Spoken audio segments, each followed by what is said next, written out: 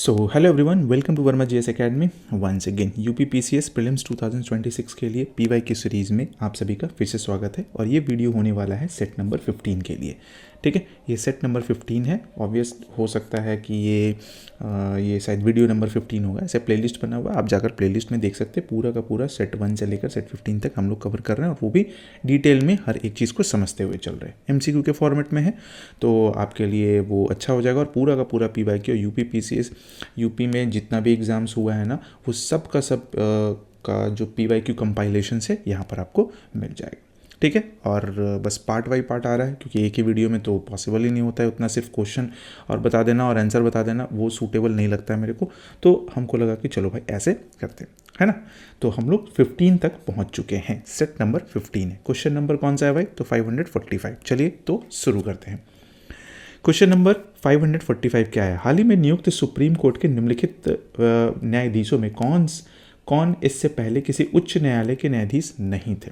मतलब कि जैसे सुप्रीम कोर्ट का जो जज जो बनते हैं, तो वो पहले ये रहते हैं, क्या बोल सकते हैं उनको, उच्च न्यायालय यानी कि हाई कोर्ट के जज रहते हैं। बट यहाँ पर पूछा जा रहा है कि कौन ऐसे जज थे जो हाई कोर्ट के जज नहीं थे और डायरेक्ट सुप्रीम कोर्ट के जज बन गए।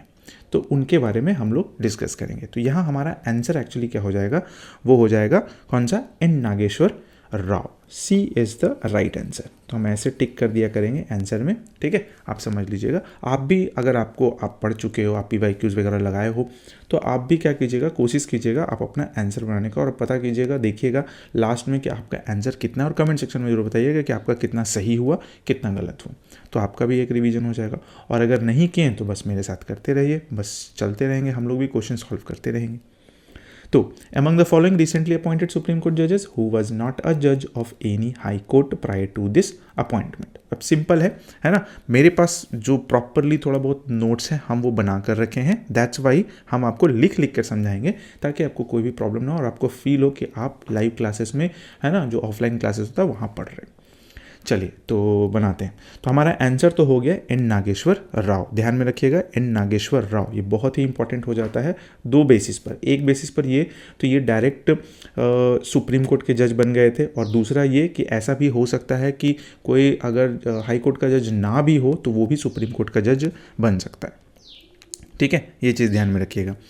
तो अगर हम बात करते हैं डी वाई चंद्रचूड़ का, तो इनका जो था ये क्या कहते हैं, बॉम्बे हाई कोर्ट में थे, ऑलरेडी जज थे बॉम्बे हाई कोर्ट में। उसके बाद फिर ये सुप्रीम कोर्ट के जज बने थे, है ना। तो ये बॉम्बे हाई कोर्ट में थे, लिख देते हैं बॉम्बे हाई कोर्ट, HC लिख देते हैं, चलेगा। बॉम्बे हाई कोर्ट के जज थे, उसके बाद ये फिर सुप्रीम कोर्ट के जज बने थे। ठीक है, सुप्रीम कोर्ट के जज बने थे, बीच में और कहीं हो सकते हैं, बट बॉम्बे हाई कोर्ट के जज तो थे। दूसरा है AM खानविलकर। ये कहाँ से आए थे भाई? तो ये भी बॉम्बे से ही थे, है ना। ये भी बॉम्बे हाई कोर्ट के जज रह चुके हैं, और फिर ये सुप्रीम कोर्ट के जज हुए।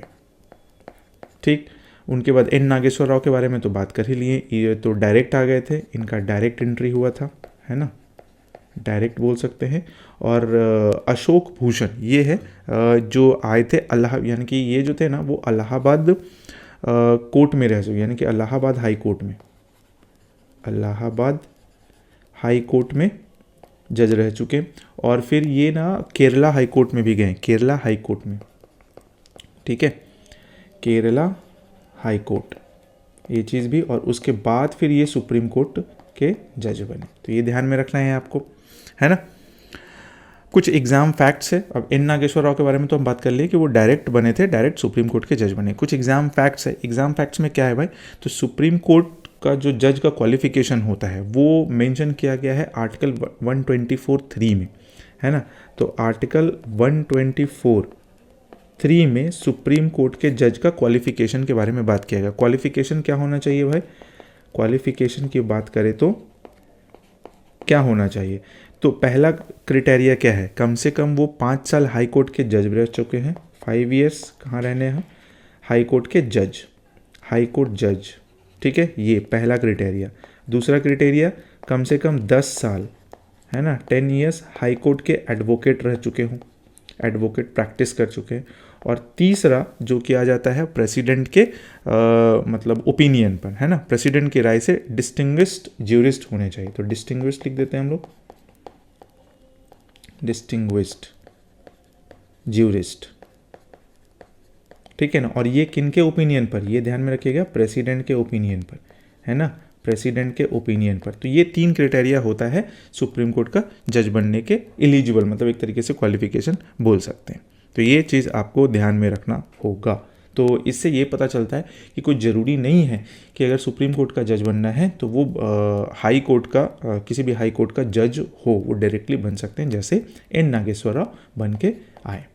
ठीक है, ये हो गया क्वेश्चन नंबर 545। आते हैं क्वेश्चन नंबर 546, है ना। इसमें बात करेंगे हम लोग ओथ के बारे में, जैसा कि क्वेश्चंस में है। यहाँ पर दिया हुआ है, I will bear true faith and allegiance to the constitution of India, uphold the sovereignty and integrity of India, perform the duties of my office, protect the constitution and the law.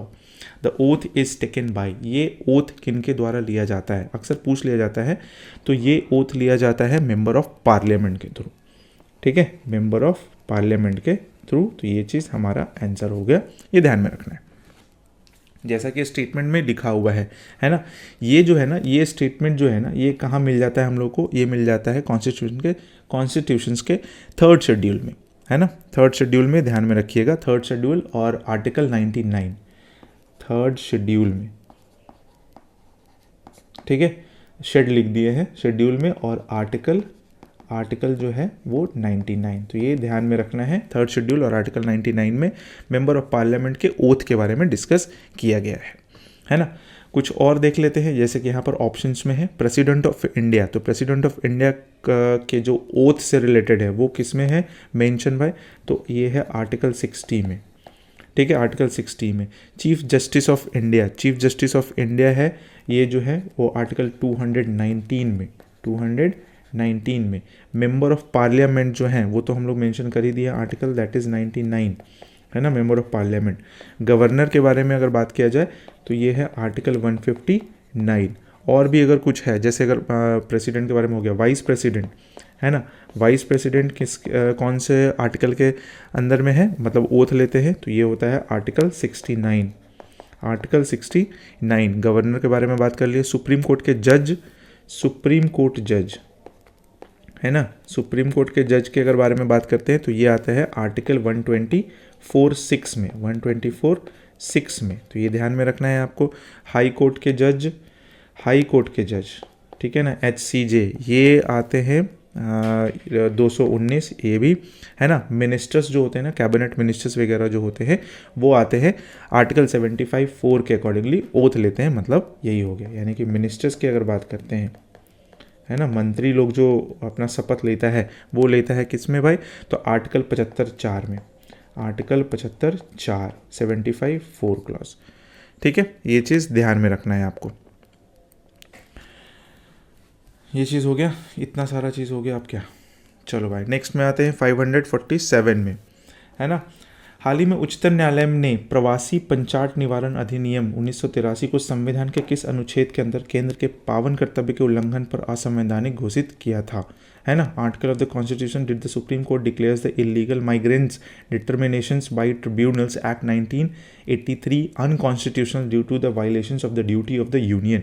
ये था article 355, article 355 के accordingly ये इसको unconstitutional घोषित किया गया था, है ना। जैसा कि हम लोग देख रहे हैं यहाँ पर एक एक्ट का नाम दिया गया, that is IMDT act, IMDT act, ठीक है, ध्यान में रखिएगा। Illegal migrants determinations by tribunals act 1983 का है, ये 1983 का।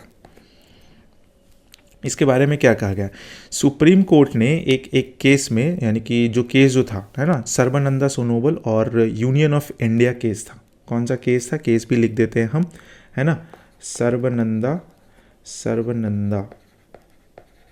सोनोवाल, ठीक है, वर्सेस यूनियन ऑफ इंडिया। ये एक केस हुआ था, केस चला था कब, 2005 में, है ना, 2005 में, है ना, जिसमें IMDT को, इसी को अनकॉन्स्टिट्यूशनल घोषित कर दिया गया था, अनकॉन्स्टिट्यूशनल, घोषित किया गया था, है ना। अब ये अनकॉन्स्टिट्यूशनल घोषित तो कर दिया गया, बात होता है आर्टिकल 355 का। तो आर्टिकल 355 बोलता क्या है?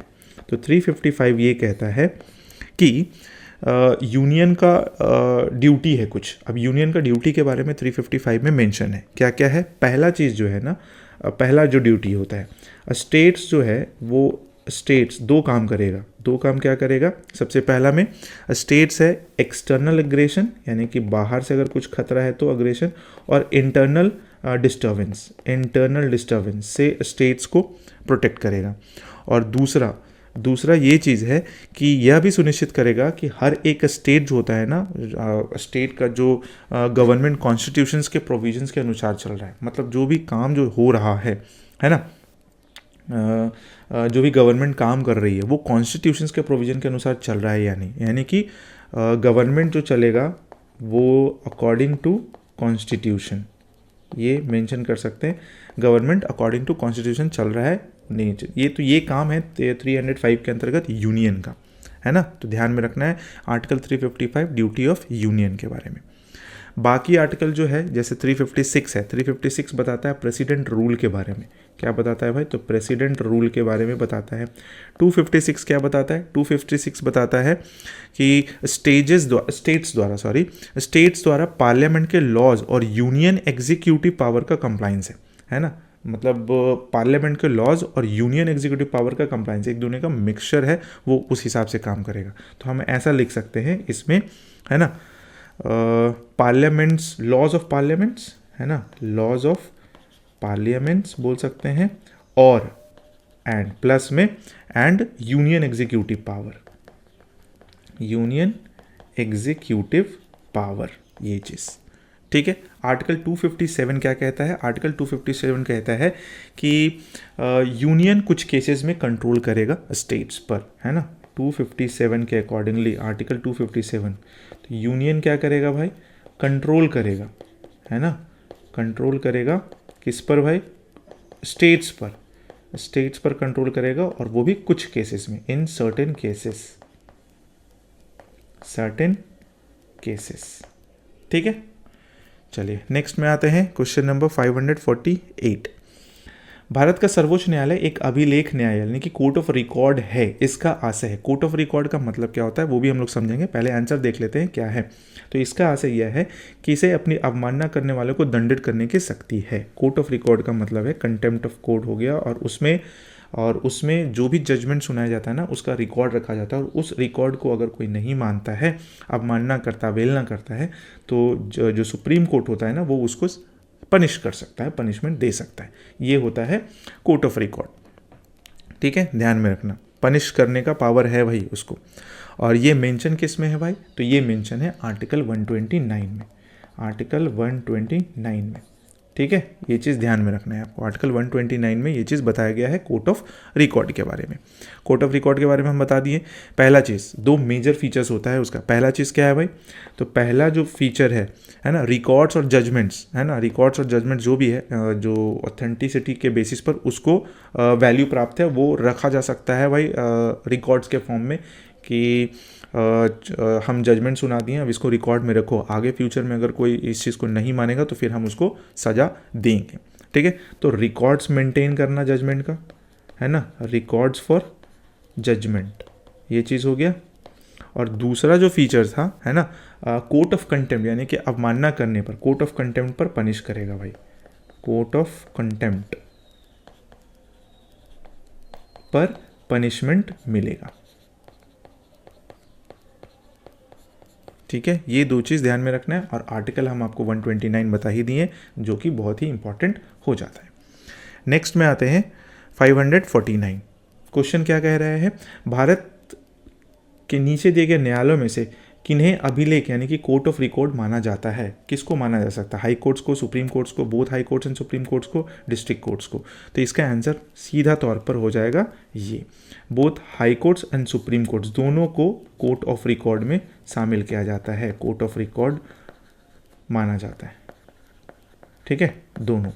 अब अगर इसके अकॉर्डिंगली हम लोग कुछ आर्टिकल्स देखें तो आर्टिकल 129 में आता है सुप्रीम कोर्ट, है ना, जो कि हम पहले वाले क्वेश्चन में बताएं। आर्टिकल 129 के अंतर्गत आता है सुप्रीम कोर्ट, और हाई कोर्ट की अगर बात करते हैं तो ये आता है 215, आर्टिकल 215 के अंतर्गत, है ना। आर्टिकल 215 में आ गया हाई कोर्ट, और आर्टिकल 129 में आ गया सुप्रीम कोर्ट। ठीक है, नेक्स्ट में आते हैं क्वेश्चन नंबर 550। इसमें क्या है क्वेश्चन, भारत के सर्वोच्च न्यायालय के निर्णय के संबंध में निम्न में से क्या सही है। निर्णय के संबंध में तो supreme court has the right to review alter its own decision. सर्वोच्च न्यायालय को अपने निर्णय को परिवर्तित करने का अधिकार है। हाँ यही तो है ना, आंसर तो मेरा यहीं पर हो गया, A, that is the right answer. ठीक है, अगर स्टेटमेंट वाइज होता तो पूरा पढ़ते हैं, फिर इसमें कुछ है ही नहीं। Supreme court does not have, फिर only the chief justice of India has and only the ministers of law has. तो हमारा आंसर कौन सा हो गया भाई, सर्वोच्च न्यायालय को अपने निर्णय को परिवर्तित करने का अधिकार है ना। अब उसमें भी कुछ है, ऐसा नहीं कि बस अपना मन से परिवर्तित कर दिया अपना डिसीजन लेके, ऐसा नहीं, उसके बेसिस पर भी कुछ कुछ होता है। सबसे पहले तो ये बात कर लेते हैं कि सर्वोच्च न्यायालय की सुप्रीम कोर्ट कोई भी जजमेंट सुनाता है ना, तो उसका रिव्यू करने का अधिकार उसके पास है, और ये इसका कॉन्स्टिट्यूशनल बेसिस अगर देखा जाए तो आर्टिकल 137 के अकॉर्डिंगली, आर्टिकल 137 इसको ये पावर देता है सुप्रीम कोर्ट को कि आप अपना जजमेंट को रिव्यू कर सकते हैं, है ना, जजमेंट को रिव्यू कर सकते हैं। चलिए, लेकिन इसका मतलब ये नहीं हुआ कि कोई भी जज अपनी इच्छा के बेसिस पर, यानी कि आप उसका इच्छा किया तो जजमेंट बदल दो, नहीं, ये सब कॉन्स्टिट्यूशनल और लीगल प्रोसीड्योर के आधार पर होता है, उसी के बेसिस पर चलता है। ऐसा नहीं कि मेरा मन हुआ तो हम बदल दिए, ये चीज़ नहीं हो सकता है। ठीक है, तो इच्छा पर नहीं होगा, है ना, इच्छा पर अगर देखा जाए तो नहीं होगा। ये होगा कैसे भाई, तो ये कॉन्स्टिट्यूशनल और लीगल प्रोसीड्योर, है ना, कॉन्स्टिट्यूशनल और लीगल प्रोसीड्योर के बेसिस पर होगा। ठीक है, ये ध्यान में रखना है। अब यहाँ एक चीज़ आता है, रिव्यू आया है तो अपील भी आता है, तो अपील और रिव्यू में डिफरेंस समझना जरूरी है। छोटा सा चीज़ है, बता दे रहे हैं, अपील और रिव्यू, है ना, अपील और रिव्यू में हम लोग डिफरेंस देखते हैं। अपील क्या होता है, एक्चुअली अपील क्या होता है कि लोअर कोर्ट के डिसीजन को हायर कोर्ट में चैलेंज करना, है ना, लोअर कोर्ट का डिसीजन को आगे जाकर हायर कोर्ट में क्या करना है, उसको एक चैलेंज करना होता है कि नहीं भाई, हमसे हो सकता है कि इससे कुछ गलती हुआ है, इसका जजमेंट से हम खुश नहीं है, तो हम हायर कोर्ट में पहुंच जा रहे हैं, lower court to higher court जाता है। बट अगर रिव्यू की बात करते हैं तो इसमें सुप्रीम कोर्ट अपना ही जजमेंट को, है ना, ओन जजमेंट को ही ये रिव्यू करता है, मतलब रिकंसिडर करता है, ओन जजमेंट को ही रिकंसिडर करता है। ठीक है, ध्यान में रहेगा ये चीज़। चलो, तो हम लोग अभी तक बहुत सारा चीज़ पढ़े, है ना, कुछ कुछ आर्टिकल्स भी पढ़े। कौन कौन सा आर्टिकल याद दिला दें आपको, एक आर्टिकल पढ़े 99, है ना, 99 आर्टिकल जो एमपी का जो ओथ है उसके बारे में। एक आर्टिकल पढ़े 124 जिसमें सुप्रीम कोर्ट के जजेस के बारे में है। एक आर्टिकल पढ़े 129 जिसमें सुप्रीम कोर्ट का कोर्ट ऑफ रिकॉर्ड के बारे में है। एक आर्टिकल पढ़े 137 सुप्रीम कोर्ट का रिव्यू पावर के बारे में। आर्टिकल पढ़े 215 जिसमें हाई कोर्ट का कोर्ट ऑफ रिकॉर्ड के बारे में पढ़े। एक आर्टिकल है 355 जिसमें यूनियंस का ड्यूटी के बारे में पढ़े। एक आर्टिकल पढ़े 356 जिसमें हम लोग प्रेसिडेंट रूल के बारे में पढ़े। एक आर्टिकल है 159 जिसमें हम लोग गवर्नर्स ओथ के बारे में पढ़े, है ना, गवर्नर्स ओथ के बारे में पढ़े। एक आर्टिकल है 60 जिसमें प्रेसिडेंट्स के ओथ के बारे में पढ़े। तो इतना सारा आर्टिकल्स है, ये आपको ध्यान में रखना चाहिए। इसमें भी इंपॉर्टेंट है कुछ, जैसे 99 इंपॉर्टेंट हो जाता है, 129 इंपॉर्टेंट हो जाता है, 137 इंपॉर्टेंट हो जाता है, 215 इंपॉर्टेंट हो जाता है, 355 इंपॉर्टेंट हो जाता है यूनियंस ड्यूटी के बारे में। तो ये सब चीज़ ध्यान में रखिएगा, ये सब चीज़ करके पूछा जाता है। कभी कभी क्या होता है ना, पेयर्स में पूछ लिया जाता है। पेयर्स में कैसे पूछता है क्वेश्चंस, है ना, जैसे 129 और 215 को पूछ लेगा, 355 356 को पूछ लेगा, 99 और 60 और 159 पूछ लेगा। तो ये सब चीज़ है, तो इसलिए हम आपको बता दे रहे हैं आर्टिकल्स आपको, कि आपको ये ध्यान में रहना चाहिए, है ना। चलिए नेक्स्ट में आते हैं क्वेश्चन नंबर 551। क्या कह रहा है क्वेश्चन में 551 में, उच्चतम न्यायालय मामलों की सुनवाई नई दिल्ली में करता है परंतु किसी अन्य स्थान पर भी सुनवाई कर सकता है। अब ये हम लोग को तो पता है कि सुप्रीम कोर्ट का जो सीट होता है ना वो दिल्ली में, न्यू दिल्ली में, ओके, बट वो कहीं और पर भी हियरिंग कर सकता है या नहीं, तो किसके आदेश के अनुसार कर सकता है, तो राष्ट्रपति के अप्रूवल के बिना वो कहीं नहीं जा सकता। जब तक राष्ट्रपति अप्रूव नहीं करेगा वो हिल नहीं सकता है। तो हमारा आंसर कौन सा हो गया, ए, है ना, हमारा आंसर हो गया राष्ट्रपति के अनुमोदन से, with the approval of the president ही। अगर ये परमिशन करेगा तो ये कहीं पर जाकर अपना फैसला सुना सकता है। अब ये चीज़ मेंशन किस में है भाई, ये चीज़ है आर्टिकल 130 में, आर्टिकल 130 में, है ना, आर्टिकल 130 में क्या कहा गया है, आर्टिकल 130 के अनुसार सुप्रीम कोर्ट का सीट दिल्ली में होगा, डेफिनेटली ये चीज़ तो है, लेकिन चीफ जस्टिस ऑफ इंडिया राष्ट्रपति के अप्रूवल से, जो सीजेआई है राष्ट्रपति के अप्रूवल से टाइम टाइम पर किसी अलग प्लेसेस पर भी सुप्रीम कोर्ट का सीट के रूप में निर्धारित कर सकता है। वो अलग अलग जगह पर भी जा सकता है, सुप्रीम कोर्ट का सीट बना सकता है। वो डिपेंड करता है कि प्रेसिडेंट उसको अप्रूवल करता है या नहीं, इसलिए हमारा आंसर ये ए हो जाता है। ध्यान में रखिएगा, है ना। तो अगर ऐसे हम बताएं, नॉर्मल सीट जो है ना, नॉर्मल अगर सीट देखा जाए तो ये कहाँ है भाई, तो दिल्ली में, ठीक है, दिल्ली में। और अदर प्लेसेस की अगर बात करते हैं, अदर प्लेस की अगर बात करते हैं तो ये हो जाएगा सीजेआई, है ना। ये किसका अप्रूवल लेगा भाई, तो ये प्रेसिडेंट्स का अप्रूवल, है ना, प्रेसिडेंट्स अप्रूवल, ध्यान में रखना। और आर्टिकल 130 आपको हम पहले भी बता चुके हैं।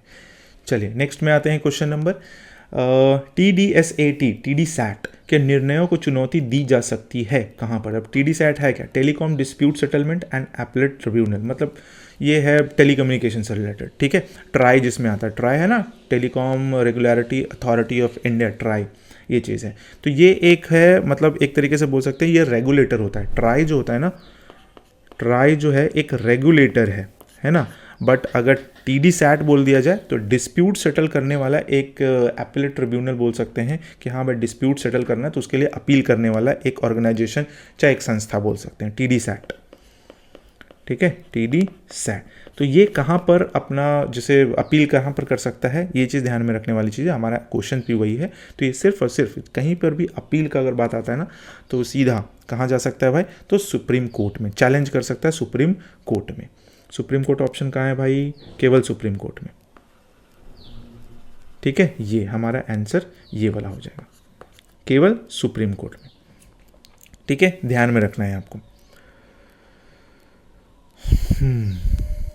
इसमें और तो कुछ वैसा था नहीं, सब तो बात ही कर लें। ट्राई को हम बताएं ना, ये telecom regulatory authority of India, authority of India, ये चीज़ हो गया। और ये TDSAT तो आपको ऑलरेडी यहाँ पर मिल गया है, telecom dispute settlement and appellate tribunal है ना। ये चीज़ क्या करता है भाई, ये सिर्फ अपील करता है, अपील करता है डिस्प्यूट्स को क्या चीज़ करने के लिए, डिस्प्यूट्स को ख़त्म करने के लिए, डिस्प्यूट्स को एंड करने के लिए। कहाँ भाई करता है, तो ये सुप्रीम कोर्ट में करता है, सिर्फ सुप्रीम कोर्ट में कर सकता है, और कोई कोर्ट में नहीं जा सकता है, ठीक है ना, सुप्रीम कोर्ट में कर सकता है। ये क्या है, ये एक रेगुलेटर है। रेगुलेटर मतलब जो हम लोग भी जो फ़ोन वोन यूज़ करते हैं ना, जो सिम यूज़ करते हैं, चाहे एयरटेल हो, चाहे जियो हो, चाहे VI हो, ये सबको रेगुलेट करने का काम कौन सा करता है भाई, तो ट्राई करता है, telecom regulatory authority of India, ठीक है। नेक्स्ट क्वेश्चन में आते हैं। जनहित याचिका PIL की शुरुआत किसके द्वारा की गई थी। तो PIL की शुरुआत की अगर बात करें तो PIL जो है ना, हमारे मतलब कोई भी पार्लियामेंट्री एक्ट या कॉन्स्टिट्यूशनल अमेंडमेंट में शुरू नहीं हुआ था। तो सबसे पहले पार्लियामेंट्री एक्ट और कॉन्स्टिट्यूशनल अमेंडमेंट तो खत्म हो गया, नन ऑफ द एबव था, जुडिशियल इनिशिएटिव था, तो इसको हम लोग सही मानेंगे। जुडिशियल यानी कि ये मतलब एक तरीके से इनिशिएटिव था। अब क्यों बनाया गया था इसको, उसके बारे में समझते हैं, ठीक है। देखो होता क्या था पहले के टाइम में, अगर पुराना टाइम में जाते हैं, 70s 80s में जाते हैं, तो 1970s 80s में, ठीक है, 1970s 80s में सुप्रीम कोर्ट ने एक मतलब जैसे होता था ना पहले, एक ट्रेडिशनल लोकल स्टैंडी था, लोकस स्टैंडी बोल सकते हैं, यहाँ पर एक वर्ड आता है लोकस स्टैंडी, ठीक है, ये वर्ड है। इसका मतलब क्या था ना कि पहले के टाइम में अगर किसी पर, जैसे मान लो कि जैसे किसी को कुछ नुकसान हुआ है किसी पर है, तो वो एक खास बंदा ही जा सकता था कहीं पर अपील के लिए, चाहे PIL ये कर सकता था, PIL अप्लाई कर सकता था, लगा सकता था। ठीक है, अगर जैसे ऐसे समझो कि जैसे कोई आदमी है, ठीक है, इसको कुछ नुकसान हुआ किसी थ्रू, तो अगर इसको नुकसान हुआ है ना तो यही जाएगा PIL लेने के लिए, PIL फाइल करने के लिए, ठीक है ना। बट उसके बाद से कुछ चेंजेस किया गया है ना, जिसमें कुछ नाम आता है जस्टिस का। जैसे एक जस्टिस है PN भागवती, है ना, PN भागवती, ठीक है, एक जस्टिस ये है, और दूसरे हैं VR कृष्ण अय्यर, VR कृष्णन अय्यर, कृष्णन अय्यर, ठीक है। ये दो नाम बहुत इंपॉर्टेंट हो जाते हैं PIL से रिलेटेड। हाँ, तो बात कर रहे थे ये चीज़ कि जिसको नुकसान हुआ है, चाहे जो मतलब बोल सकते हैं, है ना, कि तो वही जा सकता है PIL फाइल करने के लिए, है ना। अगर मान लो इसको कुछ नुकसान हुआ है, इसको कोई कुछ किया है, ये वो फलाना ढिमकाना कुछ भी हुआ है, तो यही जा सकता है PIL करने के लिए। लेकिन इसके बाद यानी कि जो केसेस हुआ कुछ समटाइम्स वगैरह ये सब चीज़ चला, उसके बाद क्या हुआ ना कि अब इसके जगह पर एक ग्रुप ऑफ पीपल भी जाकर PIL फाइल कर सकता है, उसको जजमेंट दिलाने के लिए, उसको न्याय दिलाने के लिए, ठीक है। अगर इसको न्याय चाहिए हो तो ये पहले अकेले जाता था, बट अब क्या हो सकता था, इसके जगह पर भी कोई और जा सकता था। उसी को बोलते हैं PIL, यानी कि पब्लिक इंटरेस्ट लिटिगेशन। ये ध्यान में रखिएगा, पब्लिक इंटरेस्ट लिटिगेशन, है ना। इंडिविजुअल पहले क्या था, ऑर्डिनरी लिटिगेशन था, एक तरीके से बोल सकते हैं। पहले था ऑर्डिनरी, ठीक है ना। ऑर्डिनरी में क्या होता था कि इंडिविजुअल जाता था, है ना, जैसा कि हम बताएं इंडिविजुअल्स जाता था। लेकिन अब जो होता है ना, अब PIL में जो होता है, PIL that is public interest, है ना, पब्लिक इंटरेस्ट लिटिगेशन, इसके अकॉर्डिंगली क्या होता है, एक वाइडर पब्लिक, एक कम्युनिटी जा सकता है, मतलब ग्रुप ऑफ पीपल जा सकता है ना, ग्रुप जा सकता है, एक कम्युनिटी जा सकता है, एक कम्युनिटी जा सकता है ना। ये सब इंटरेस्ट अपना दिखा सकता है कि नहीं भाई उसको ये चीज़ का न्याय मिलना चाहिए, तो ये ध्यान में रखना होगा आपको। नेक्स्ट है, भारत में न्यायिक सक्रियता जुडिशियल एक्टिविज्म संबंधित है, तो जुडिशियल एक्टिविज्म कमिटेड जुडिशरी नहीं, पब्लिक इंटरेस्ट लिटिगेशन से, जो कि अभी हम लोग डिस्कस कर लिए कि ये जुडिशली के थ्रू ही तैयार किया गया था, इसका कोई कॉन्स्टिट्यूशंस में और पार्लियामेंट्री में कोई भी ऐसा कुछ नहीं है, ठीक है। जुडिशियल एक्टिविज्म और जुडिशियल रिव्यू में अंतर जरूर जानना चाहिए आपको। देखिए, जो जनहित याचिका है और न्यायिक पुनर्वलोकन है, तो पब्लिक इंटरेस्ट लिटिगेशंस तो हम आपको डिस्कस कर ही दिए, है ना, दोनों में कंफ्यूज नहीं होता है। लेकिन अगर जुडिशियल रिव्यू अगर देखा जाए तो जो इसमें जो होता है ना, वो कोई भी जजमेंट होता है ना, उस पर वैलिडिटी चेक करना होता है, एक तरीके से वैलिडेट करना होता है कि भाई ये सही है, अगर गलत हो गया है, कुछ मिस्टेक हो गया है तो उसको सही कर सकते हो। तो जुडिशियल रिव्यू वो हो गया। और पब्लिक इंटरेस्ट लिटिगेशंस क्या हो गया भाई, कि भाई किसी को न्याय दिलाने के लिए कोई भी ग्रुप ऑफ पीपल्स भी जा सकता है। पहले के टाइम में ऐसा नहीं होता था, ट्रेडिशनली पहले था लोकस स्टैंडी जिसको बोलते हैं, है ना, लोकस स्टैंडी, वो चीज़ था। तो एक तरीके से अगर देखा जाए तो हम लोग बोल सकते हैं तो PIL जो है ना, जुडिशरी को पब्लिक के ज़्यादा करीब लेकर आया है, क्योंकि पहले लोग ज़्यादातर डरता था, अरे कौन जाएगा, ये अकेले हम ही को हुआ है तो हम ही को जाना पड़ेगा, नहीं, अब उसकी जगह पर कोई भी जा सकता है। तो ये चीज़ हो गया, ठीक है। जुडिशरी का राइट्स था, जुडिशियल एक्टिविज्म इसमें वैसा कुछ था नहीं। तो आगे बढ़ते हैं। 555 क्वेश्चन क्या है, सितंबर 2003 न्यायालय के निर्णय से भारतीय समाज में महिलाओं की स्थिति प्रतिष्ठित हुई, वह न्यायालय है, मतलब कौन सा न्यायालय के थ्रू जो हुआ था, भारतीय महिलाओं की स्थिति जो होता ना वो प्रतिष्ठित हुई थी, ठीक है। तो कौन सा होगा, obviously supreme court of India होगा, ये था हमारा आंसर। समझते हैं, ठीक है। इसमें भी एक केस में बात किया गया था, क्या किया गया था वो समझते हैं। देखिए, एक केस था, मतलब एक ग्रुप था और versus union of India. Group क्या था भाई, तो centre for inquiry into health and allied themes, जिसको हम लोग बोलते हैं CEHAT, है ना। क्या नाम है भाई, सेंटर फॉर इंक्वायरी, यहाँ लिख देते हैं हम, सेंटर फॉर इंक्वायरी, है ना, inquiry into health and allied themes. ठीक है, ये चीज़ था। और वर्सेस क्या था, यूनियन ऑफ इंडिया, है ना, ये चीज़ था। तो ध्यान में रखना है ये चीज़, CEHAT। तो कहता क्या है, तो CEHAT versus union of India में सुप्रीम कोर्ट ने female foeticides, sex selections and women girl child के अगेंस्ट डिस्क्रिमिनेशन से जुड़े गंभीर मुद्दों पर डायरेक्शंस दिए थे, है ना, ये चीज़ था। तो जो विशेष रूप से जो निकल कर आया, कौन सा चीज़ निकल के आया भाई, तो पहला आ गया जो होता है ना सेक्स डिटर्मिनेशन, ठीक है, डिटर्मिनेशन हो गया पहला। फिर दूसरा हो गया फीमेल फर्टिसाइड, जो भ्रूण हत्या बोलते हैं उसको, वो चीज़ हो गया, है ना, फीमेल फर्टिसाइड्स, ये हो गया। फिर गर्ल चाइल्ड डिस्क्रिमिनेशन हो गया, ये।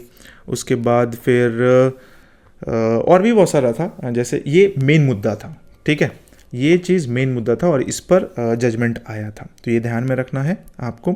सितंबर 2003 में ये चीज़ हम देख ही चुके हैं, है ना। ये इंपॉर्टेंट हो जाता है CEHAT और वर्सेस यूनियन ऑफ इंडिया, और ये गर्ल्स के लिए ही हुआ था। एक अच्छा जजमेंट आया था और इसके बाद से फिर जो विमेंस लोगों का जो स्ट्रेंथ हुआ, बना, डिग्निटी मेंटेन हुआ, वो काफ़ी काबिल तारीफ हुआ था। चलो भाई, अच्छी बात है। 556 आते हैं क्वेश्चन में। किस कानून के अंतर्गत यह विहित है कि भारत के उच्चतम न्यायालय की संपूर्ण कार्यवाही अंग्रेजी भाषा में होगी, है ना। मतलब किस में ये बताया गया है, बाई सुप्रीम कोर्ट एक्ट 1966, ये सब चीज़ें, चाहे by article 145, by an act pass by parliament, by an article 348 of the Indian constitution. That is the right answer, D number, D is the right answer. ठीक है, ये बताया गया था बाई कि भारत के उच्चतम न्यायालय की संपूर्ण कार्रवाई, यानी कि सुप्रीम कोर्ट का जो संपूर्ण कार्रवाई होगा वो अंग्रेजी भाषा में होगा, है ना। इसके पीछे 348 तो हम लोग डिस्कस कर ही लिए। एक चीज़ है इसमें, एक क्लॉज है आर्टिकल 348 में, आर्टिकल 348, है ना, 1 और फिर ए। ये क्या कहता है, इसके अनुसार जब तक पार्लियामेंट लॉ द्वारा कोई भी नया लॉ नहीं बना देता है, तब तक सारा का सारा प्रोसीडिंग्स, सारा का सारा चीज़ हाई कोर्ट में भी इंग्लिश में ही चलेगा। Supreme court and every high court के प्रोसीडिंग्स भी इंग्लिश लैंग्वेज में होगी, जब तक कि कोई नया कानून, नया लॉ नहीं बन जाता है। तो अगर इंग्लिश के अलावा करना है तो फिर नया लॉ लेकर आना पड़ेगा। तो ध्यान में रखना है ये चीज़, है ना। सर्वोच्च न्यायालय की संपूर्ण कार्यवाही अंग्रेजी भाषा में ही होगी। क्लियर है। आर्टिकल 343, अच्छा अगर लैंग्वेज की बात करते हैं ना, तो आर्टिकल 348 में language of supreme court and high courts के बारे में बात किया गया है। 348 में language of supreme court and high court, और एक आर्टिकल है 343, है ना, इसमें बात किया गया है यूनियन लैंग्वेज के बारे में, जो कि हम लोग देखते हैं ना, जो भाषा है यूनियन लैंग्वेजेस के बारे में। ठीक है, ये चीज़ हो गया। आगे बढ़ते हैं। आगे क्या है, नेक्स्ट क्वेश्चन नंबर। संविधान के मसौदे में निर्वाचित राज्यपालों के प्रावधानों की मूल योजना को छोड़ दिया गया था, क्योंकि समझते हैं। The original plan for elected governor in the draft constitution was dropped because, मतलब गवर्नर को भी इलेक्शन के थ्रू इलेक्ट किया जाएगा, इस चीज़ को पूरी की पूरी तरह से त्याग दिया गया था, छोड़ दिया गया था। क्यों किया गया था, इसका तात्पर्य होता उसका दूसरा निर्वाचन प्रमुख राजनीतिक मुद्दों पर लड़ा जाता।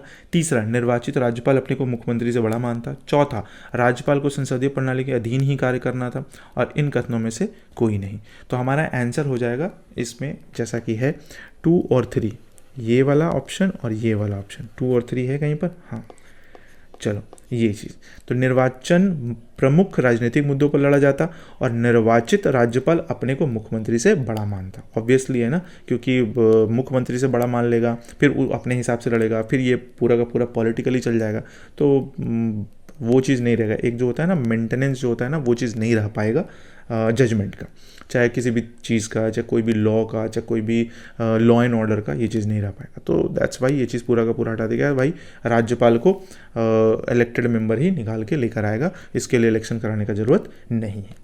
ठीक है, ध्यान में रखना होगा। जैसे स्टेटमेंट 2 में जो बोल रहा है, अगर गवर्नर का इलेक्शन होता तो वह इलेक्शन मेजर पॉलिटिकल इशू पर लड़ा जा सकता था।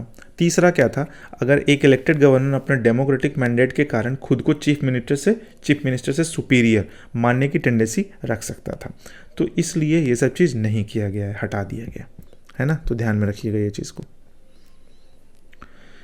नेक्स्ट आते हैं, राज्य का राज्यपाल मंत्रिपरिषद के परामर्श से स्वतंत्र कार्य कर सकता है। कौन कौन सा कार्य कर सकता है भाई, तो कार्य कर सकता है, देख लेते हैं क्या। To ask the government to prove its majority in the legislative assembly, बिल्कुल कर सकता है। To dismiss the chief minister, बिल्कुल कर सकता है। To reserve bill for the consideration for the president of India, बिल्कुल कर सकता है। To return a bill pass by the legislature for reconsideration, बिल्कुल कर सकता है। To seek advice from the high court, बिल्कुल नहीं कर सकता है। तो आंसर हो गया 1, 2, 3 and 4 is the right answer, यानी कि ए इज द राइट वन। ठीक है, ये चीज़, ये 4 काम कर सकता है, वो 5वां काम नहीं कर सकता है। जैसे देखिए, जैसा कि पहला में था, समझते हैं ना, विधानसभा में सरकार को अपना बहुमत सिद्ध करने के लिए कहने के लिए मतलब कार्य करना, जैसा कि है to ask the government to prove its majority in the legislative assembly. अगर गवर्नर को डाउट हो जाता है कभी कि काउंसिल ऑफ मिनिस्टर ने असेंबली में मेजॉरिटी खो दिया है, तो वह फ्लोर टेस्ट करा सकता है। तो इसके अकॉर्डिंगली क्या हो सकता है भाई, फ्लोर टेस्ट। ठीक है, फ्लोर टेस्ट होगा। ओके, दूसरा है to dismiss the chief minister. Chief minister अगर मान लो चीफ मिनिस्टर असेंबली में अपना मेजोरिटी खो देता है और इस्तीफा नहीं देता है, तो कॉन्स्टिट्यूशनल सर्कमस्टांसेस में गवर्नर उसे डिसमिस कर सकता है अगर वो मेजोरिटी खो दिया तो।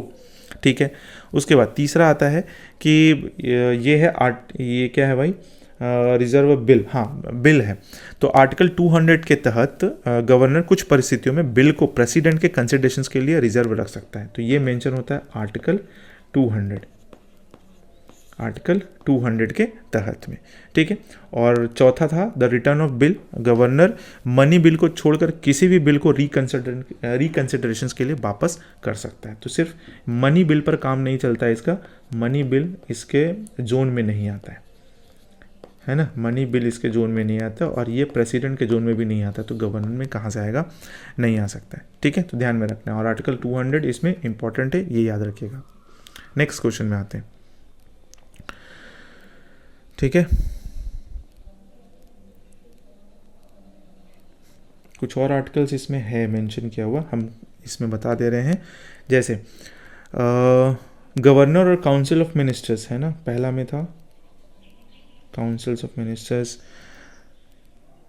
मिनिस्टर्स सीएम्स, हो ही तो गया, एक्शंस ऑफ बिल्स हो गया, bill reserve for the president ये होता है हमारा आर्टिकल 201 में। ठीक है, चीफ मिनिस्टर्स के बारे में हो गया, ये हो गया आर्टिकल 164 के अकॉर्डिंगली, और ये जो हो गया यानी कि फर्स्ट नंबर वाला हो गया, फ्लोर टेस्ट वाला हो गया, ये हो गया आर्टिकल 163 में। ये सब चीज़ मेंशन किया हुआ है, तो आर्टिकल ध्यान में रखना पड़ता है इसमें, पॉलिटिक्स में खास करके। चलिए, निम्नलिखित में कौन राज्यपाल को पद की शपथ ग्रहण करवाता है, तो ये कौन करवाता है भाई, तो करवाता है जो उच्च न्यायालय का जो मुख्य न्यायाधीश होता है, यानी कि chief justice of high court, उच्च न्यायालय का मुख्य न्यायाधीश chief justice of high court, ये करवाता है ओथ। ठीक है, ये ध्यान में रखिएगा। और ये कहाँ लिखा हुआ है भाई, गवर्नमेंट्स का ओथ के बारे में, सॉरी गवर्नर्स का ओथ के बारे में लिखा हुआ है, कहाँ, गवर्नर्स ओथ के बारे में मेंशन किया हुआ है, कहाँ पर, 159 में। ठीक है, आर्टिकल 159 में, ये ध्यान में रखिएगा, भूलिएगा नहीं। अच्छा, एक और चीज़ आता है जैसे एब्सेंट वाला बात, यदि चीफ जस्टिस अवेलेबल नहीं है तो, अगर चीफ जस्टिस एब्सेंट है, चाहे कहीं चला गया, बीमार है, ये वो है, तो कौन कराएगा? तो हाई कोर्ट का जो सीनियर मोस्ट जज होगा, है ना, चीफ जस्टिस CJI अगर एब्सेंट हो जाता है, अगर एब्सेंट है, ठीक है, तो कौन ओथ दिलवाएगा? तो वो डलवाएगा कौन भाई? तो सीनियर मोस्ट जज, सीनियर मोस्ट जो सबसे सीनियर होगा, कहाँ का? वो होगा हाई कोर्ट का, वही ओथ दिलवाएगा। किसको भाई? तो गवर्नर को, ठीक है, गवर्नर को दिलवाएगा। नेक्स्ट में आते हैं 560 में गवर्नर के बारे में बात किया गया यहाँ पर, किसी भारतीय राज्य के राज्यपाल से संबंधित निम्नलिखित कथनों में से कौन सा सत्य नहीं है, यानी कि कौन सा सही नहीं है, वो पूछा जा रहा है। ठीक है, समझते हैं। वह भारत के राष्ट्रपति द्वारा नियुक्त होता है, ये तो सही है। वह एक या अधिक राज्यों का राज्यपाल हो सकता है, ये भी सही है। हाँ, हो सकता है भाई, कोई दिक्कत नहीं, प्रोविजन के बेसिस पर। वह 5 वर्ष से अधिक तक पद पर रह सकता है, ये भी सही है ना। फिक्स्ड टेन्योर होता नहीं है उसका। और यदि संबंधित राज्य के व्यवस्थापिका उस पद से हटाए जाने का प्रस्ताव स्वीकार करती है तो वह पदावधि के पूर्व भी पदमुक्त किया जा सकता है। नहीं, ये चीज़ नहीं है। रिमूव करने का, यानी कि जो स्टेट लेजिस्लेचर जो होता है ना, गवर्नर को रिमूव करने का पावर नहीं रखता है। सिंपल सी बात है भाई, स्टेट लेजिस्लेटिव प्रोसेस ये गवर्नर को रिमूव नहीं कर सकता। तो ये चीज़ गलत हो गया। तो हमारा आंसर क्या सही नहीं है? तो ये चीज़ है।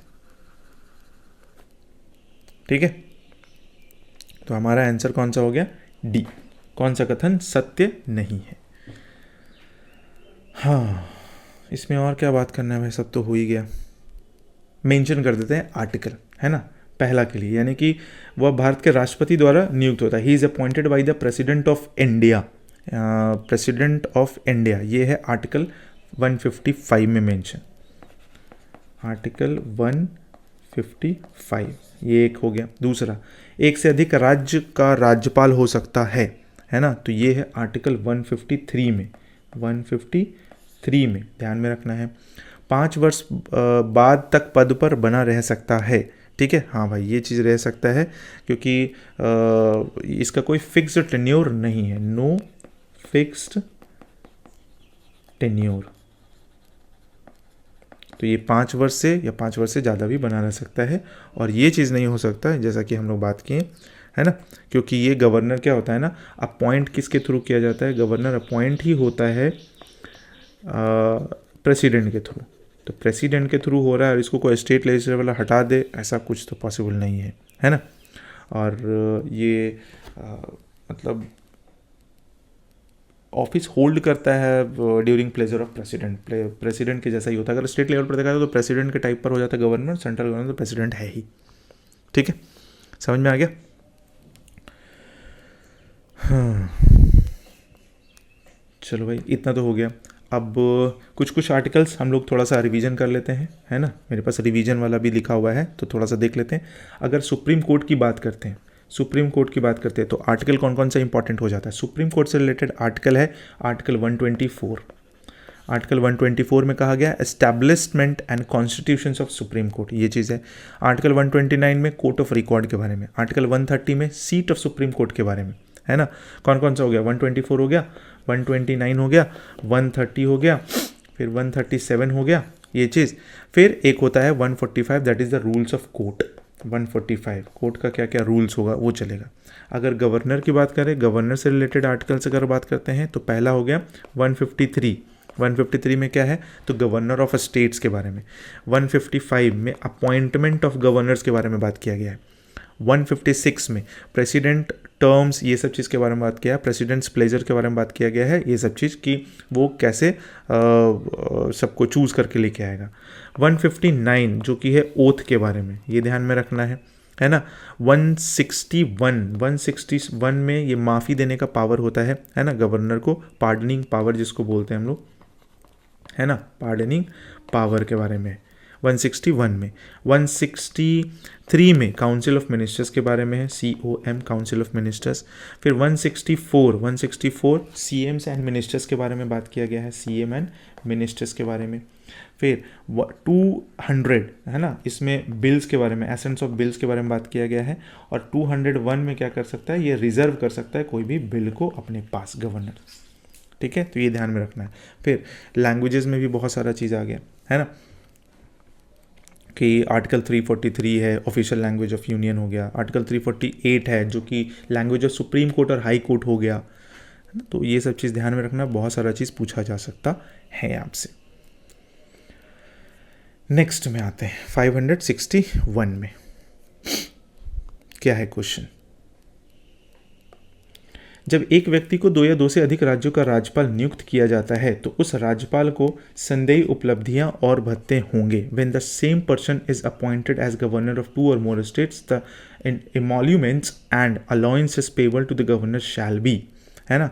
ये किसके अकॉर्डिंगली होगा, मतलब राज्य के स्व इच्छा अनुसार, राष्ट्रपति के निर्णय अनुसार, गृह मंत्री के निर्णय अनुसार इसे उन राज्यों के बीच ऐसे अनुपात में आवंटित किया जाएगा जैसे राष्ट्रपति आदेश द्वारा अवधारणा करें। यही आंसर होगा हमारा डी। ठीक है, allocated among the states in such proportion as determined by the president by order, है ना। प्रेसिडेंट तो आना ही है क्योंकि प्रेसिडेंट ही इनको इलेक्ट कर रहा है, तो ये आपके लिए इम्पॉर्टेंट हो जाता है। और ये चीज़ जो है मतलब 2 से ज़्यादा जगह पर बैठ सकता है, तो वो चीज़ मेंशन किस में किया गया है, तो आर्टिकल है ना 158, और अगर क्लॉज देखा जाए तो 3A में। ठीक है, आर्टिकल 158 3A में 2 या 2 से अधिक स्टेट्स का गवर्नर नियुक्त किया जाता है तो उसके इन एमोल्यूमेंट्स, अलाउंसेस एंड प्रिविलेजेस आदि का लोकेशन उन स्टेट्स के बीच किया जाता है। तो ये ध्यान में रखना है आपको। और ये करेगा कौन भाई, राष्ट्रपति के ऑर्डर पर है। ठीक है, प्रेसिडेंट अलोकेट करेगा। चलिए, और तो कुछ है नहीं, इसमें आर्टिकल था वो बता दिए। भारतीय संविधान के निम्नलिखित में से कौन सा अनुच्छेद राज्यपाल को अध्यादेश जारी करने की शक्ति प्रदान करता है। विच of the following articles of Indian constitution empowers the governor of promulgate ordinance, है ना। तो ये होता है आर्टिकल 213 के अकॉर्डिंगली, आर्टिकल 213। आर्टिकल 213 क्या कहता है समझ लेते हैं। ऑर्डिनेंस प्रोमलगेट करने का है जब स्टेट लेजिस्लेचर के दोनों सदन, एकमात्र सदन भी हो सकता है, दोनों सदन सेशन में नहीं होते और इमीडिएट एक्शन जरूरी होता है तो गवर्नर ऑर्डिनेंस जारी कर सकता है। तो ध्यान में रखना है आपको, है ना। ये स्टेट के लिए हो गया, सेंट्रल के लिए अलग चलता है ना।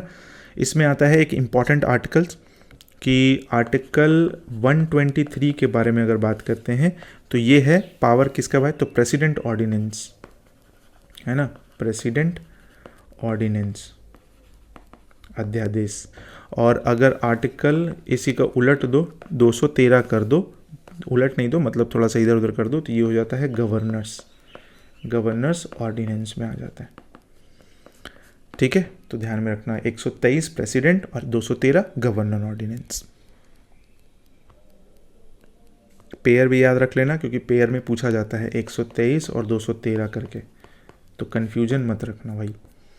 नेक्स्ट है 563। क्वेश्चन क्या बोल रहा है, किसी राज्य के राज्यपाल द्वारा जारी अध्यादेश का अनुमोदन होना आवश्यक है। किसके द्वारा होगा, ठीक है, तो प्रेसिडेंट के द्वारा, स्टेट लेजिस्लेचर के द्वारा, स्टेट काउंसिल्स ऑफ मिनिस्टर्स के द्वारा और नन ऑफ द एबव। तो ये होगा स्टेट लेजिस्लेचर के द्वारा।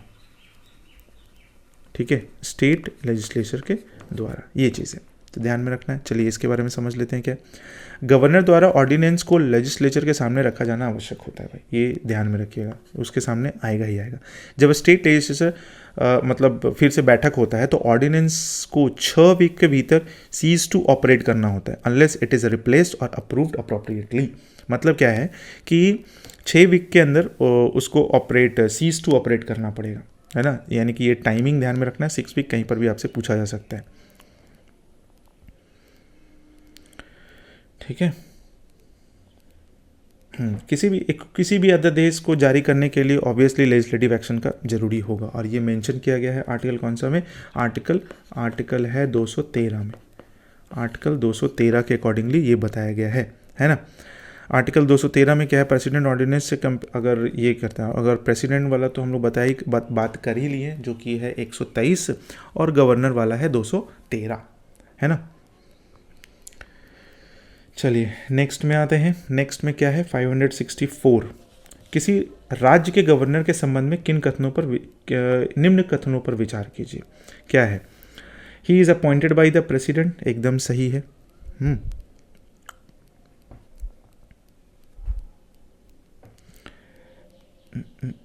कहाँ गया, हाँ, उसे राष्ट्रपति नियुक्त करता है, he is the appointed by the president, बिल्कुल सही है। अच्छा, सबके बारे में हम यहाँ पर लिखते भी चाहते हैं ना, वो आर्टिकल्स उसका जो भी है। तो पहला हो गया कि गवर्नर का अपॉइंटमेंट प्रेसिडेंट करता है, ये आर्टिकल 155 में, ठीक है, ये चीज़ हो गया। दूसरा है ही holds office during the pleasure of the president, ये भी सही है ना। ये मेंशन करता है किसमें भाई, तो 156(1) में, है ना, hold office during the pleasure of the president. तीसरा है the executive power of the states is vested in him, मतलब ये हो गया कि स्टेट की एग्जीक्यूटिव पावर गवर्नर में वेस्टेड होती है, ऑब्वियसली जैसे प्रेसिडेंट का होता है उसी तरीके से गवर्नर में होता है, तो ये मेंशन है 154 में। चलिए चौथा आते हैं, normally he holds office for 5 years, हाँ ये बोल सकते हैं, बट इसका फिक्स टेन्योर नहीं होता है, बट रह सकता है, ठीक है। ये चीज़ ये मेंशन किया हुआ है 156(3) में, 156(3) में। और पांचवा क्या है, 4 ही तो है, तो इसका मतलब 4 का 4 ऑप्शन सही हो गया, तो हमारा आंसर ये हो गया ऑल 4। नेक्स्ट में, who among the following appoints the governor, केंद्रीय मंत्रिमंडल, लोकसभा का अध्यक्ष, भारत के राष्ट्रपति, भारत के राष्ट्रपति ही तो अपॉइंट करते हैं भाई, ये चीज़ तो हम लोग देखते ही आ रहे हैं, है ना। देखिए बहुत सारा चीज़ हम लोग जब पढ़ लेते हैं ना, तो कुछ कुछ क्वेश्चंस काफ़ी ईजिली हम लोग को पता चलने लग जाता है, ये चीज़ है ना। चलिए कुछ आर्टिकल्स देख ले, तो 155 के अकॉर्डिंगली क्या होगा भाई, अपॉइंटमेंट, ठीक है, अपॉइंटमेंट हो गया। उसके बाद 153 का, 153 में होता है गवर्नर एग्जिस्ट करता है भाई, ये गवर्नर होगा, ये चीज़ बोला गया है, एग्जिस्टेंस के बारे में। 154 में एग्जीक्यूटिव पावर, है ना, एग्जीक्यूटिव पावर हो गया। 155 में अपॉइंटमेंट हो गया, ठीक है, 155 में अपॉइंटमेंट हो गया, और 156 में टर्म्स, ठीक है, ध्यान में रखना है। आते हैं नेक्स्ट क्वेश्चन 566 में, किस राज्य में राज्यपाल की नियुक्ति संविधान के अनुच्छेद, किसी राज्य में राज्यपाल की नियुक्ति संविधान में अनुच्छेद किसके थ्रू होता है भाई, तो आर्टिकल 155, ये चीज़ ध्यान में रखना है, ओके। बहुत सारा आर्टिकल्स होता है भाई, जैसे 153 के अकॉर्डिंगली अगर हम बात करें, तो ये गवर्नर ऑफ स्टेट्स, है ना, गवर्नर। 154 क्या चीज़ है भाई, तो 154 में एग्जीक्यूटिव पावर्स के बारे में बात किया, है ना, एग्जीक्यूटिव पावर। 155 में बात कर लिए। 156 में क्या किया गया भाई, तो टर्म्स ऑफ ऑफिस मेंशन भी किए थे हम लोग। 157 कुछ इंपॉर्टेंट और बात कर लेते हैं। 157 में क्वालिफिकेशन। फिर 158 कंडीशंस ऑफ ऑफिस, है ना, ये कंडीशन ऑफ ऑफिस है। फिर 159 में ओथ के बारे में। फिर 160 दैट इज कॉन्टिजेंसीज के बारे में। ये सब ध्यान में रखिएगा। फिर 161 बात किए थे पार्डनिंग पावर, क्षमा याचना वाला पार्डनिंग पावर। 162 है ना, स्टेट एग्जीक्यूटिव पावर एक्सटेंड होता है, तो स्टेट एग्जीक्यूटिव पावर बोल सकते हैं, एग्जीक्यूटिव पावर। 163 की बात करें तो काउंसिल ऑफ मिनिस्टर्स, ठीक है। 164 में बात करें तो सीएम एंड मिनिस्टर्स के बारे में, बहुत सारा चीज़ देख लिए, है ना। अगर ओवरऑल देखा जाए ना तो 153 से अगर एक ग्रुप बनाया जाए 64 तक, 153 से 164 तक, तो ये जो है ना पूरा का पूरा गवर्नमेंट जोन है, गवर्नमेंट जोन है। अब इससे क्वेश्चंस बहुत ज़्यादा आता है, तो ये 153 से 164 वाला ना आप एकदम दिमाग में बिठा लीजिए, किसी भी तरीके से एकदम ध्यान में रख लीजिए। चलिए नेक्स्ट क्वेश्चन में आते हैं।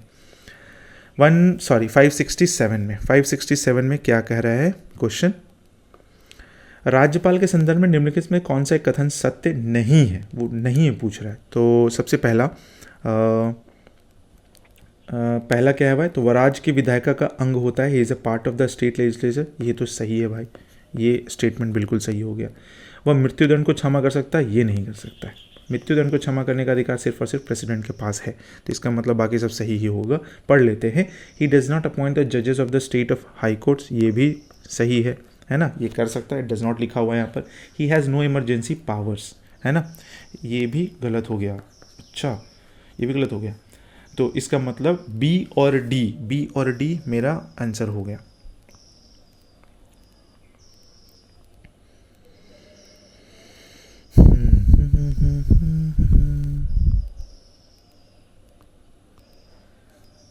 ठीक है, बी और डी, यहाँ पर लगता है हम कोड लिखना भूल गए थे।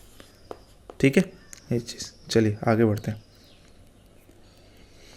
नेक्स्ट, राष्ट्रपति और राज्यपालों पर उनके किसी भी कार्य के लिए न्यायालय में मुकदमा नहीं चलाया जा सकता है ना। और दूसरा है रीज़न है, राष्ट्रपति पर महाभियोग चलाया जा सकता है और राज्यपाल को असंवैधानिक कृत्यों के करने पर पदच्युत किया जा सकता है। तो हमारा आंसर क्या होगा? असर्शन में जो दिया हुआ है, देखो जहाँ तक असर्शन का बात करते हैं तो असर्शन में ये क्लियरली लिखा हुआ है, राष्ट्रपति और राज्यपाल पर उनके किसी भी कार्य के लिए न्यायालय में मुकदमा नहीं चलाया जा सकता। बिल्कुल सही है, इन पर मुकदमा नहीं चलाया जा सकता है। ठीक है, और रीज़न में जो लिखा गया है ना, रीज़न जो लिखा गया है उसके बारे में बात करते हैं। No criminal proceedings can be instituted, नहीं सॉरी, राष्ट्रपति पर महाभियोग चलाया जा सकता है और राज्यपालों को असंवैधानिक कृत्यों के करने पर पदच्युत किया जा सकता है। ये तो इस चीज़ पर थोड़ा सा हम लोग डिस्कस कर लेते हैं। अब प्रेसिडेंट को आर्टिकल 61 होता है प्रेसिडेंट के लिए। आर्टिकल 61 के तहत इम्पीचमेंट किया जा सकता है, लेकिन गवर्नर को स्टेट लेजिस्लेचर द्वारा अनकॉन्स्टिट्यूशनल एक्ट के लिए कॉन्स्टिट्यूशनल इम्पीचमेंट प्रोसेस में रिमूव नहीं किया जा सकता। क्यों? क्योंकि गवर्नर को कौन इलेक्ट कर रहा है? प्रेसिडेंट। और प्रेसिडेंट जब इलेक्ट कर रहा है तो उसको स्टेट लेजिस्लेचर वाला जो मेंबर है, चाहे वो सब लोग जो है, वो उसको नहीं हटा सकता है। तो हमारा दूसरा चीज़ गलत हो गया। सिर्फ थोड़ा सा रहता तो मानते, बट ये पूरा का पूरा स्टेटमेंट है, तो ये रीज़न हमारा गलत हो गया, है ना। तो ए तथा आर नहीं, ए सही है परंतु आर गलत है, ये चीज़ हो गया। तो हमारा आंसर कौन सा हो गया? सी। ठीक है, आर्टिकल आपको ध्यान में रखना होगा। आर्टिकल 61 प्रेसिडेंट का जो इम्पीचमेंट है वो, है ना, प्रेसिडेंट कैन बी इम्पीच्ड, ये होता है आर्टिकल 61 के अकॉर्डिंगली, आर्टिकल 61 के अकॉर्डिंगली। ठीक है, और भी कुछ आर्टिकल देख ले। अगर आर्टिकल 361 देखा जाए, है ना, तो ये है प्रेसिडेंट एंड गवर्नर का इम्यूनिटी मतलब ये कुछ अपना इम्यूनिटी यूज़ करके किसी भी चीज़ को रोक सकता है। तो प्रेसिडेंट एंड गवर्नर इम्यूनिटी के बारे में बात करता है। ठीक है, 361 आर्टिकल 61 तो हो गया प्रेसिडेंट इम्पीचमेंट, और आर्टिकल 156 में है गवर्नर्स रिमूवल और प्लेजर, है ना। 156 के अकॉर्डिंगली में है कि गवर्नर को रिमूव करना है, वो भी किसके थ्रू? प्रेसिडेंट के थ्रू, है ना, प्रेसिडेंट के थ्रू, और फिर इसको लेकर आना है प्लेजर। ठीक है, नेक्स्ट 569 में आते हैं। राज्यपाल किसके प्रति उत्तरदायी होता है? Prime minister, president, legislative assembly, chief minister. तो इसका सीधा आंसर हो जाता है हमारा प्रेसिडेंट। प्रेसिडेंट के लिए उत्तरदायी होता है हमारा गवर्नर। ठीक है, अपॉइंटमेंट प्रेसिडेंट करेगा, है ना। तो जैसा कि हम लोग बात करते हैं, अपॉइंटमेंट अगर प्रेसिडेंट अगर करेगा, है ना, तो रिमूवल भी वही करेगा। रिमूवल हो गया, है ना, चाहे अपने हिसाब से उसको रखेगा, तो वो भी जो होता है ना, वो प्रेसिडेंट के थ्रू ही होता है। तो इसमें किसी और का कोई हस्तक्षेप नहीं हो सकता है। नेक्स्ट,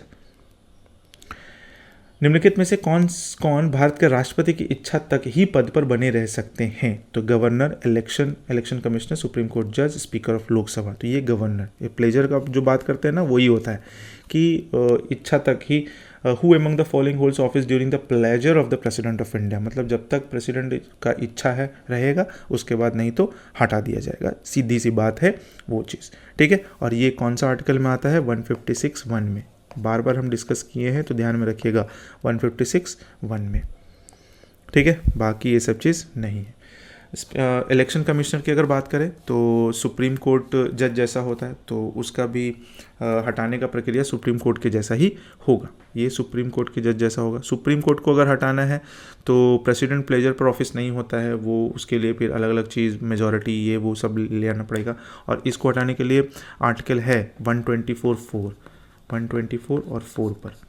ठीक है, लोकसभा अध्यक्ष का अगर बात करते हैं तो टेन्योर कॉन्स्टिट्यूशनल प्रोविजंस के अनुसार चलता है, वह प्रेसिडेंट प्लेजर पर ऑफिस नहीं रखता है।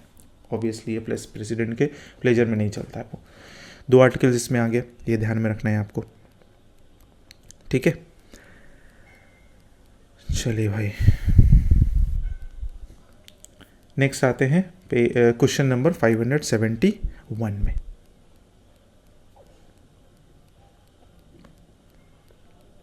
क्वेश्चन क्या बोल रहा है? भारत के संविधान में निम्नलिखित में से किसके विरुद्ध महाभियोग चलाने का प्रावधान है? तो अगेंस्ट द प्रेसिडेंट प्रावधान है, तो प्रेसिडेंट के लिए हम लोग इम्पीचमेंट कर सकते हैं, के लिए स्पेशली प्रोवाइडेड है, वो भी 61 में, आर्टिकल 61 में। बस इस क्वेश्चन में इतना ही है, बाकी और नहीं। नेक्स्ट आते हैं 572। निम्नलिखित में से कौन स्वतंत्र भारत के किसी राज्य की सर्वप्रथम महिला राज्यपाल बनी है ना? सरोजनी नायडू, सुचेता कृपलानी, इंदिरा गांधी, विजय लक्ष्मी पंडित। तो हमारा आंसर होगा सरोजनी नायडू, है ना? सरोजनी नायडू पहली महिला, मतलब किसी भी स्टेट की पहली महिला गवर्नर बनी थी। ध्यान में रखना है आपको। यूनाइटेड प्रोविंसेस यानी कि वर्तमान में जो उत्तर प्रदेश है ना, पहले के टाइम में यूनाइटेड प्रोविंसेस के गवर्नर के रूप में 1947 में पद संभाला था। ठीक है, 1947 में। किस में भाई? यूनाइटेड प्रोविंस, जो अभी के टाइम में कौन सा है? उत्तर प्रदेश है, जो वर्तमान में है ना, यूनाइटेड प्रोविंस, जो भी उत्तर प्रदेश बन गया, है ना? ध्यान में रखिएगा। निकनेम इनका है, जो निकनेम है वो नाइटिंगेल ऑफ इंडिया है ना? Nightingale of India. ठीक, उसके बाद first women government as an Indian state after independence. After independence, आज़ादी के बाद बने थे 1947 में, ये मत समझ लीजिएगा 15 अगस्त के पहले, 15 अगस्त के बाद है, और ये आफ्टर इंडिपेंडेंस कहलाए। ठीक है ना? गवर्नर ऑफ यूनाइटेड प्रोविंसेस और first Indian women to become president of the Indian National Congress, और ये इंडियन नेशनल कांग्रेस से थे। ठीक है, इंडियन नेशनल कांग्रेस के भी ये प्रेसिडेंट रह चुके हैं 1925, है ना? INC president.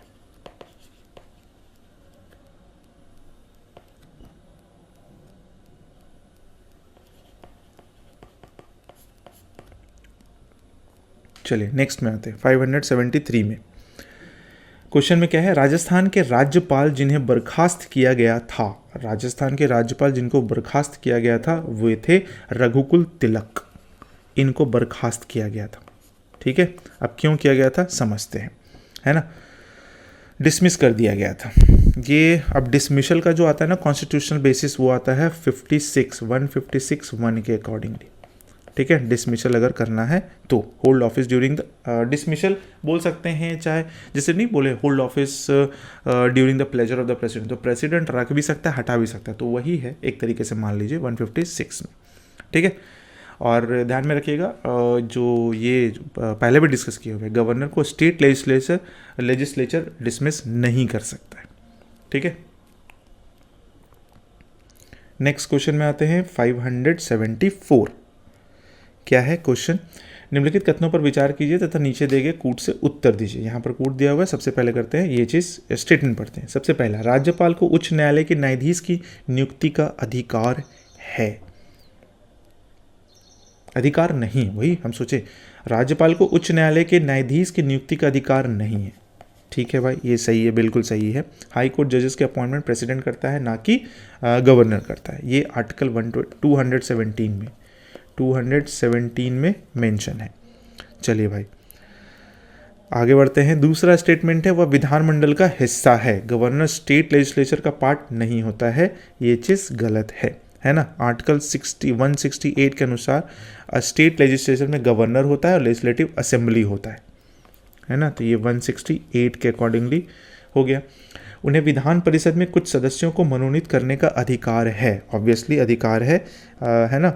1/6 मेंबर्स नॉमिनेट करता है अगर, यानी कि आर्टिकल इसमें है, आर्टिकल कौन सा आर्टिकल है 171(3)(e), 171(3)(e), ठीक है, के अनुसार गवर्नर लेजिस्लेटिव काउंसिल के 1/6 मेंबर्स नॉमिनेट करता है, 1/6 मेंबर्स को नॉमिनेट कर सकता है। ठीक है,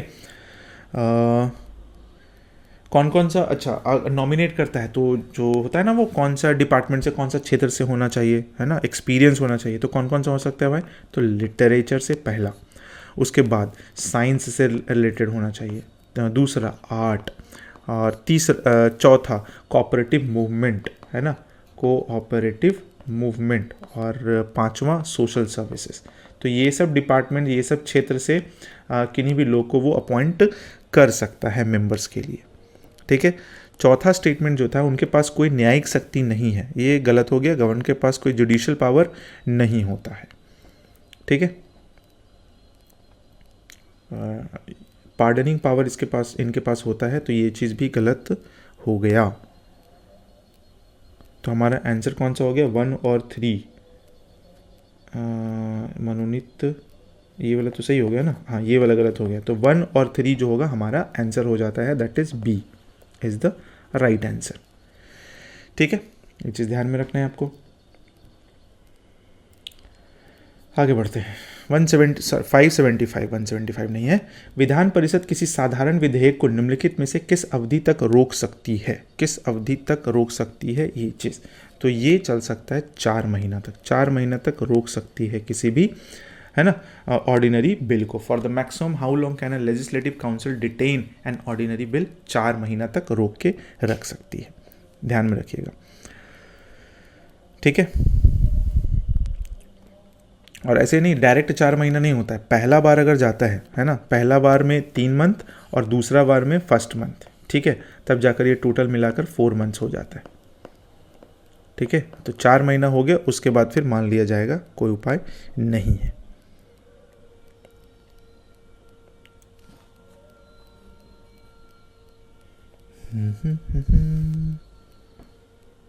और मनी बिल का अगर बात करें तो मनी बिल का होता है 14 दिन, ये मनी बिल से रिलेटेड हो गया।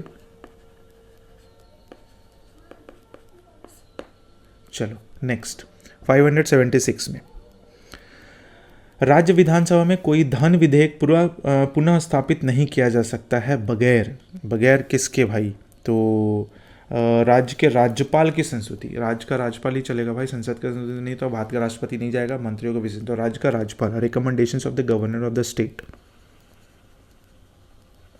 ये चीज़ होगा हमारा आंसर, है ना। समझ लेते कॉन्स्टिट्यूशनल बेसिस क्या है इसका, तो ये आर्टिकल 207 के अकॉर्डिंगली। अब 207 कहता क्या है भाई, तो सर्टेन फाइनेंशियल बिल्स हो गया, चाहे स्टेट मनी बिल्स के लिए गवर्नर्स रिकमेंडेशंस रिक्वायर्ड होती है, उसका रिकमेंडेशन ज़रूरत है, कोई उपाय नहीं है। पार्लियामेंट का रिकमेंडेशन नहीं चाहिए, प्रेसिडेंट का रिकमेंडेशन नहीं चाहिए। ठीक है, हाँ अगर यूनियन मनी बिल है तो प्रेसिडेंट का चलेगा, यूनियन में अगर देखा जाए तो प्रेसिडेंट का रिकमेंडेशन चाहिए, और अगर स्टेट में आ जाते हैं तो गवर्नर का रिकमेंडेशन चलेगा। तो सेंटर में प्रेसिडेंट काम करता है, स्टेट में गवर्नर, ऐसे आप याद रख सकते हो।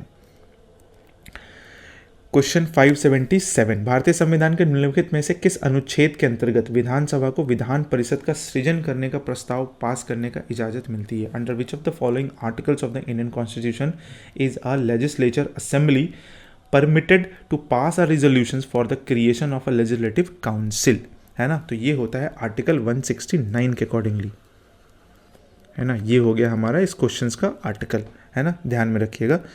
आर्टिकल 169 में स्टेट में लेजिस्लेटिव काउंसिल क्रिएट करने का और अबॉलिश करने का कॉन्स्टिट्यूशन प्रोड्यूसर बताता है। तो अगर क्रिएट करना है, अबॉलिश करना है, तो वो सब आर्टिकल 169 के अकॉर्डिंगली होता है। लेकिन असेंबली इसका अकेले फैसला नहीं लेता है, ठीक है ना। स्पेशल मेजॉरिटी से रेजोल्यूशन पास होता है तभी ऐसा चलता है। ऐसा नहीं कि इसका मन में आया कभी भी ख़त्म कर दिया, ये चीज़ नहीं है। तो क्या क्या रिक्वायरमेंट होगा, अगर मेजॉरिटी होगा तो क्या क्या रिक्वायरमेंट होगा, वो चीज़ है। तो टोटल मेंबरशिप का मेजॉरिटी होना चाहिए, है ना। टोटल मेंबर का मेजॉरिटी में ये चीज़ होना चाहिए, है ना, ये चीज़। और दूसरा क्या होना चाहिए, जो प्रेजेंट है, जो वोटिंग मेंबर्स है, उसका 2/3 का, यानी कि प्रेजेंट एंड वोटिंग मेंबर्स का 2/3 मेजॉरिटी। प्रेजेंट में 2/3 मेजॉरिटी, ठीक है। ये कॉन्स्टिट्यूशन के थ्योरी में आप बहुत डिटेल में पढ़े होंगे, है ना। आप मेरे को कमेंट सेक्शन में बता सकते हैं कि आपको अगर पूरा का पूरा पॉलिटी एकदम स्टार्ट टू एंड, है ना, वो पढ़ना है, एक एक चीज़ डिटेल में एक एक चीज़ को समझना है, देन फिर हम क्लास वो स्टार्ट करेंगे। अगर आपको लगता है तो आप कमेंट सेक्शन में ज़रूर बताइएगा, चाहे वो पॉलिटी का हो, चाहे वह ज्योग्राफी का हो, चाहे वह हिस्ट्री का हो, एनसीईआरटी का हो, कोई भी चीज़ है आप कमेंट सेक्शन में ज़रूर बताइए, है ना, ताकि हम उस पर काम करना स्टार्ट कर दें और आपको हम वो कंटेंट दे दें, ठीक है। तो कमेंट सेक्शन में ज़रूर बताइएगा कि क्या आपको ये चाहिए या नहीं चाहिए, ठीक है। अगर चाहिए होगा तो ज़रूर बताइएगा। चलिए भाई, ये हो गया काम, तो इसमें हो गया। बाकी हम आर्टिकल 170, 70, 168 के बारे में बहुत सारा बात कर चुके हैं ऑलरेडी, ठीक है। समझते हैं नेक्स्ट क्वेश्चन को। नेक्स्ट क्वेश्चन क्या है, 578। भारतीय संविधान के निम्नलिखित अनुच्छेदों में से किस एक के अंतर्गत विधान परिषद की स्थापना का समाप्ति की व्यवस्था की गई है ना। क्वेश्चन रिपीट हो गया क्या? नहीं, क्वेश्चन रिपीट नहीं है, ठीक है। ये 169 के अकॉर्डिंगली था। अच्छा, वही है लगभग, ठीक है, 169 के accordingly same concept. Special majority चाहिए तो खैर आगे बढ़ जाते हैं, कोई उपाय नहीं है। चलिए नेक्स्ट में आते हैं। निम्नलिखित में से भारतीय संविधान का कौन सा अनुच्छेद आकस्मिक निधि यानी कि कॉन्टिजेंसी फंड से संबंधित है? कॉन्टिजेंसी फंड से संबंधित है, जो कि है आर्टिकल 267। आकस्मिक, इमरजेंसी, कॉन्टिजेंसी, जो भी बोल लीजिए उसको, है ना। आर्टिकल 267, यह जो फंड होता है ना, इमरजेंसी एक्सपेंडिचर के लिए होता है। भारत का कॉन्टिजेंसी फंड यही होता है। कॉन्टिजेंसी फंड मतलब प्रेसिडेंट का डिस्पोजल में हमेशा प्रेसिडेंट ही उसको अप्रूव करता है, चाहे प्रेसिडेंट उसको ला सकता है, बना सकता है, दे सकता है, ये चीज़ बोल सकता है, ऐसा कुछ नहीं है। प्रेसिडेंट के ही अंडर में वो चीज़ होता है ना। स्टेट का कॉन्टिजेंसी फंड भी होता है जो गवर्नर के डिस्पोजल में होता है। गवर्नमेंट उसको डिस्पोज कर सकता है, मतलब इंजेक्ट कर सकता है मार्केट में, चाहे अगर ज़रूरत पड़े तो, ठीक है। तो आर्टिकल क्या आता है भाई, तो 267 तो हो गया। 266 में consolidated fund plus public account के बारे में, 266 के में यहाँ पर तो है ही लिखा हुआ ना, ये होता है कंसोलिडेटेड फंड,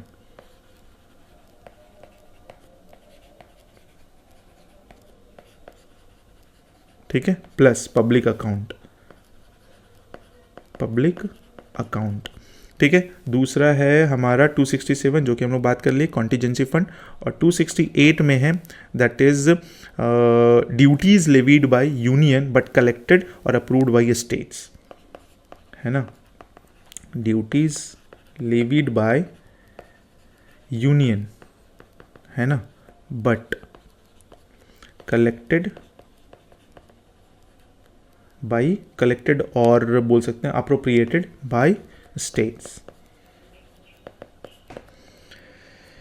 ठीक है। ये consolidated fund that is the main fund. अब ये समझ सकते हो मेन फंड यही है जो बजट में हम लोग जो देखते हैं। कॉन्टिजेंसी फंड हो गया और फिर ड्यूटीज़ हो गया। चलो आगे बढ़े। ओह, ख़त्म हो गया, वाह। चलिए, इस वीडियो में हम लोग 579 तक कवर कर लिए हैं, सोच लीजिए, और सबको डिटेल में भी देखें। तो अगर आपको वीडियो अच्छा लगा, है ना, बताने का समझाने का तरीका अच्छा लगा, तो वीडियो को लाइक ज़रूर कर दीजिएगा और चैनल को सब्सक्राइब कर लीजिएगा, क्योंकि ऐसे ही वीडियोस आपको यहाँ पर मिलते ही रहेंगे। और आपसे जो पूछे वो बताइएगा कि आपको और कौन कौन सा चाहिए। पूरा पॉलिटी चाहिए डिटेल्स में, ये तो PYQ चल रहा है। अगर आपको पूरा डिटेल में चाहिए, एक एक चीज़ को समझना है आपको, तो हम वो भी बनाने का कोशिश कर देंगे आपको। लेकिन कमेंट सेक्शन में बताना होगा कि आपको क्या क्या चाहिए। बस आप ऑर्डर कीजिए, हम डिलीवर करेंगे, ठीक है। आपका डिमांड होगा तभी तो हम सप्लाई कर पाएंगे भाई, सिंपल सी चीज़ है। चलिए तो मिलते हैं नेक्स्ट वीडियो में कुछ और क्वेश्चंस के साथ, कुछ और PYQ के साथ। तब तक के लिए thank you so much, take care, bye bye, जय हिंद।